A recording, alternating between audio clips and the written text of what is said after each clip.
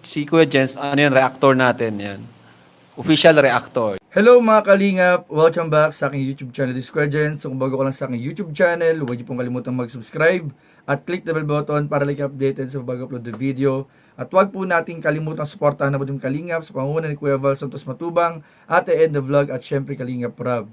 At pakisuportahan din po ang aming mga kasamahan sa Butim Kalingap. Nandiyan po ang K-Boys, Kalingap Partner, Kalingap Reactor at lahat po ng charity vlogger sa buong Pilipinas at tumutulong sa mga kabayan nating nangalat may hirap. Suportahan po nating lahat guys.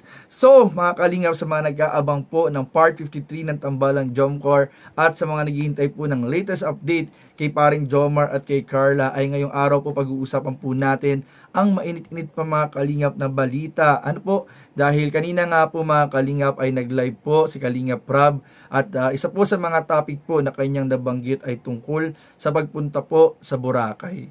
Ano? So nabanggit po dun mga Kalingap ni Kalingap Rob na isa sa kanyang mga kinukonsider sa pagpunta sa Boracay ay ang Tambalang Danjoy po.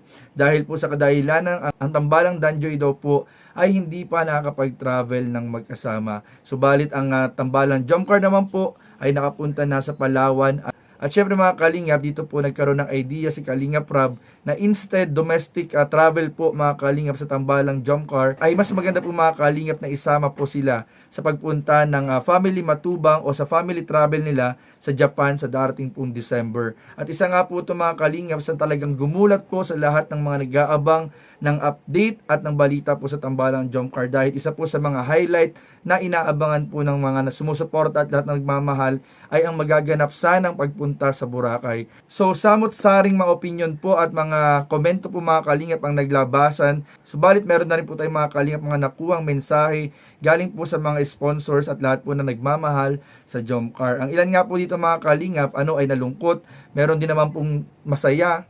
Meron din naman pong mga sumaya mga Kalingap at mas nagulat at mas natuwa dahil imbis daw po na sa Pilipinas lang ang biyahe, ay mas maganda raw po yun na nasa Japan daw po mga Kalingap magta-travel ang Tambalang Jomcar. At dito nga rin po mga Kalingap, katulad po ng nakalagay sa ating thumbnail, sa ating title, isa pong sponsor ang nagsalita at ang nag-message po sa atin na wala naman daw pong problema mga Kalingap sa pagpunta ng Japan. Mas magandang araw po yan. Ang importante ay matuloy po ang Tambalang Jomcar sa pagbiyahe ng magkasama o pag-travel ng magkasama. Ang concern lang po ng sponsor na ito mga Kalingap ay dapat sa lalong madaling panahon po ay masikaso na po nila Carla ang mga visa. Lalong-lalo na po mga Kalingap, alam naman po natin na ito po yung unang beses na pagbiyahe po ni Carla sa ibang bansa. So wala pong problema kila paring Jomar, kila Kalingap Rob dahil nakabiyahe na sila sa iba't ibang bansa.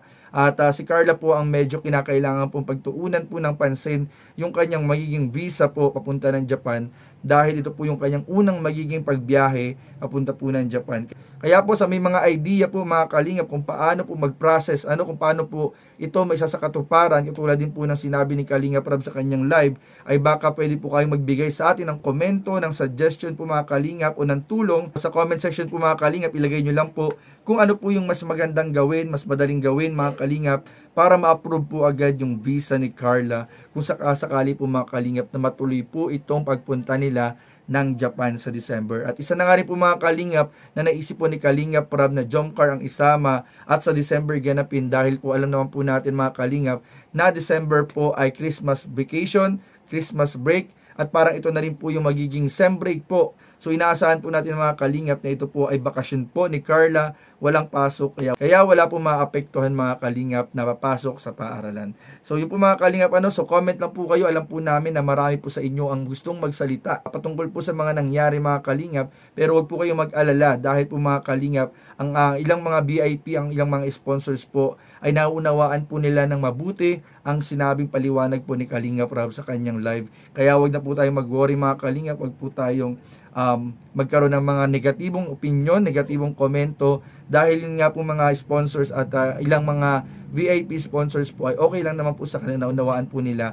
Lalo't lalo na mga Kalingap na ipaliwanag naman po ni Kalingap Rob ng maayos yung dahilan po kung bakit po nagkaroon ng kaunting pagbabago doon po sa pag-travel po ng mga love team po natin. Pero inaasahan pa rin natin mga Kalingap na marami pa rin po tayong aabangan ng mga kaganapan sa Tambalang Jomcar, lalong-lalo na po ang nabanggit din po ni Kalingap Rob na ALM event mga Kalingap na malapit na po yan. Kung di ako nagkakamali, 23 or 24 po yan, August 23 or 24 po yan mga kalingap, gaganapin at talagang kabang-abang po mga kalingap yung mga kasuotan po, nasusuotin po mga kalingap ng ating mga love team. Kaya abangan po ninyo sa YouTube channel ni Kalingap Rab para inyong matunghayan agad mga kalingap. At syempre mga kalingap, aabangan din po natin ang Mansari celebration. Kung meron nga ba talagang celebration sa 10th Mansari ng Tambalang Jomcar, dahil meron po tayong mga naririnig na kahit huli man daw po mga kalingap, na late man daw po ng celebration, pero bali-balita po natin ay parang may konti tayong natutunugan mga kalingap. So abangan na lang po natin yan mga kalingap,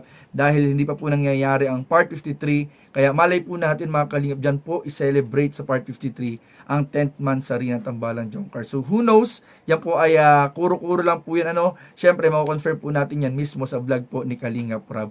At bukod po dyan mga kalingap, sabi nga po ng ilang mga sponsors na kung sakali po na hindi talaga makasama ang Tambalang Jomcar sa Boracay ngayong October, ay paghahandaan na lang daw po mga kalingap ang nalalapit pong first anniversary po ng Tambalang Jomcar sa October 18. Kaya abang-abang lang din po tayo mga kalingap, dahil tiyak po mga kalingap, napakaraming pasabog po ang nag-aabang para sa Tambalang Jomcar at kay para po sa Tambalang Jomcar kay Jomar at Carla sa kanilang first anniversary. Lalo po mga kalingap, pinaghahandaan na po yan ngayon pa lang, o matagal na mga kalingap ay pinaghahandaan na po yan mga kalingap ng lahat ng nagmamahal sa kanilang dalawa.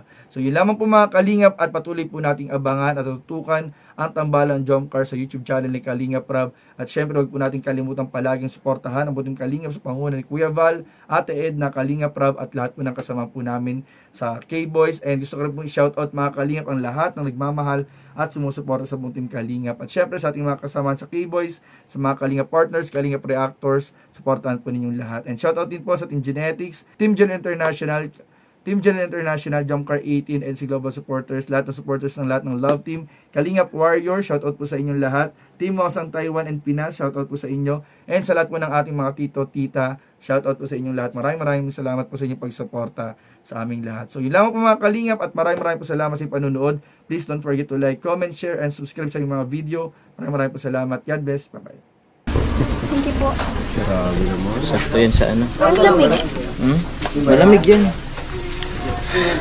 Buko pa po. Pinya.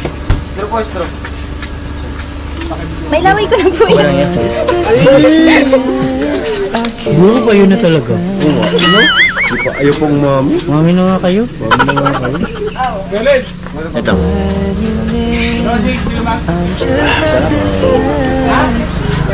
Sharing is caring.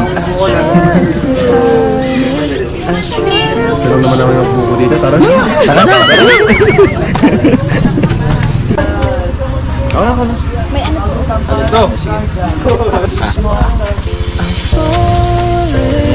Ayan. Yan po dito.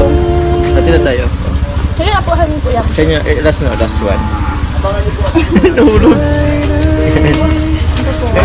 Thank you. Tayo? Thank you po. Salamat po. Thank you. Stop the clocks, the bees are humming. Parang first time ko makakaroon ng mawitness yung sunset dito sa Palawan na eh. Ano Arla? Maganda ba? Opo, sobra. Sobra. Ba't ka... Masaya ka ba? Oo naman po. Bakit? Di ba kasama ko? Opo. Kayo. Oo? Ba't ka naman masaya? Siyempre po, nandito yung dalawang paborito ko. Dahil paborito mo? Ano yun? Yung sunset po, tas ikaw. Ako ba?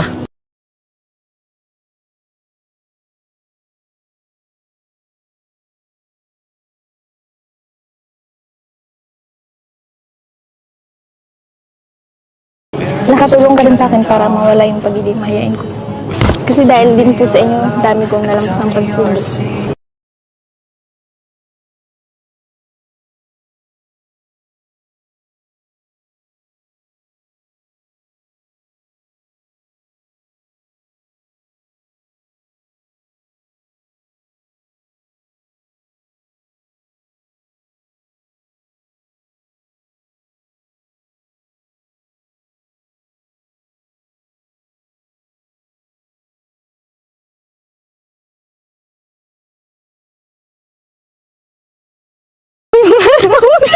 Hindi! Di ba? Bukod doon kasi di ba sabi ko may hinintay ako? Hindi, yung bukod sa sunset may hinintay ako. Huwag niyo na po yung antayin. Basta kung ano pong meron tayo, masaya na po. Yun na yun? Kahit... Ano bang ibig sabihin nun? Walang label? Grabe. Iba talaga kayong mga Gen Z. Iba na kayo ngayon. Sa bagay, millennials nga po kayo. Grabe.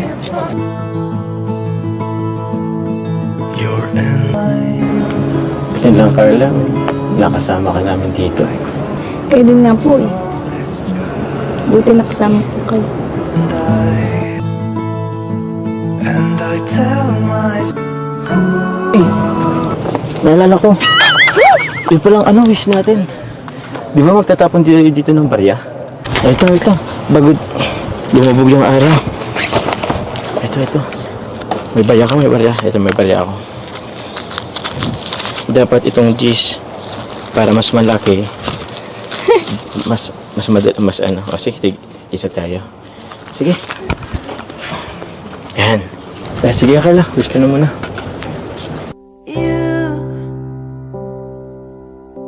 You are all that I need.